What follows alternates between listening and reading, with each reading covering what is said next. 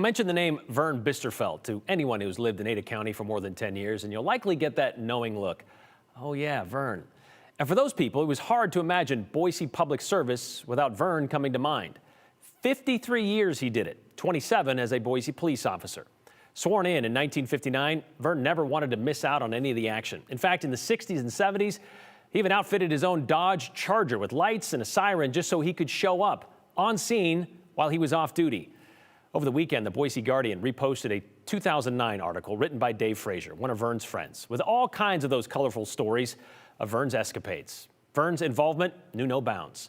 When he retired from BPD in January of 1987, he was sworn in as an Ada County commissioner the very next day, according to Dave. He retired from there in 1999 for health reasons, only to get back into public service in 2001 when he was elected to the Boise City Council. He served there for nearly a decade, then went back to the Ada County Board of Commissioners until he stepped away for good in 2012 because of a bad back, probably from carrying this community for 53 years. Vern Bisterfeldt passed away this weekend at his home with his wife by his side. He was such a big personality and such a big part of this community for so many years, we'd be remiss if we didn't share some of his stories with those who knew him. Vern will be remembered for his longevity, sure. His friends, though, will remember him for much more.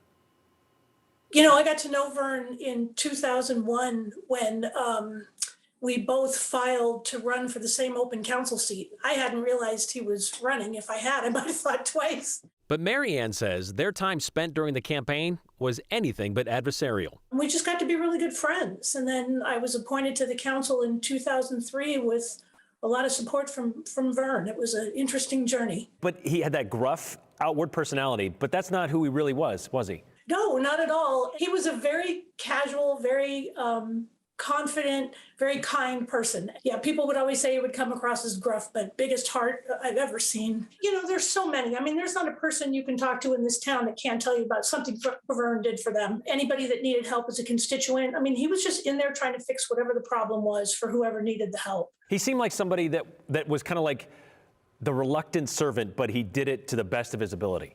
You know, I don't think he was reluctant. I think he was very purposeful. I think that Vern knew that he had an understanding of this community that a lot of people don't, because his engagement was so deep for so many years. And you first met him when?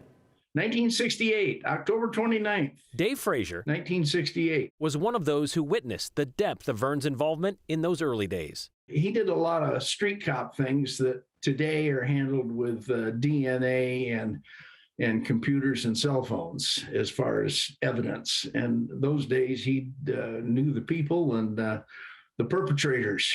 He kind of earned people's trust.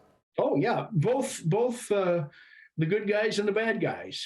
And of course, he didn't look at the bad guys as necessarily being all that bad. He had a lot of information was provided by bad guys. What was your first impression of Vern?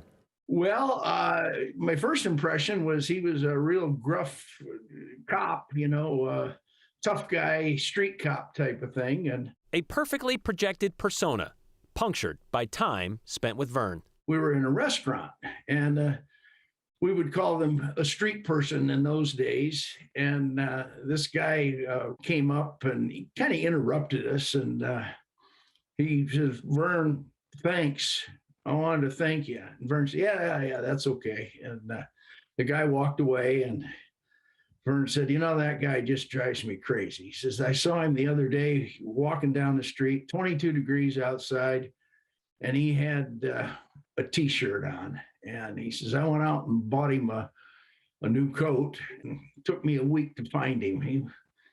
And it's that type of thing, you know, like it's really tough. Well, find out he's got a heart of gold. Took me a week to find him, but still found him and got him a coat. Vern's biography in the Boise Guardian is full of those great stories, like the time Vern arrested Santa Claus for shoplifting, or when he went and bought McDonald's for escaped convicts who hadn't eaten for a couple of days. Later in life, Vern was an outspoken advocate for grandparents' rights after his daughter was murdered and he and his wife raised their grandkids. Vern was awarded the Medal of Honor by the Boise Police Department in 1985, but his name and legacy will always live on because in 1999, the Ada County Sheriff's main office on Barrister was renamed the Vernon L. Bisterfeldt Public Safety Building. Vern Bisterfeldt was 83 years old.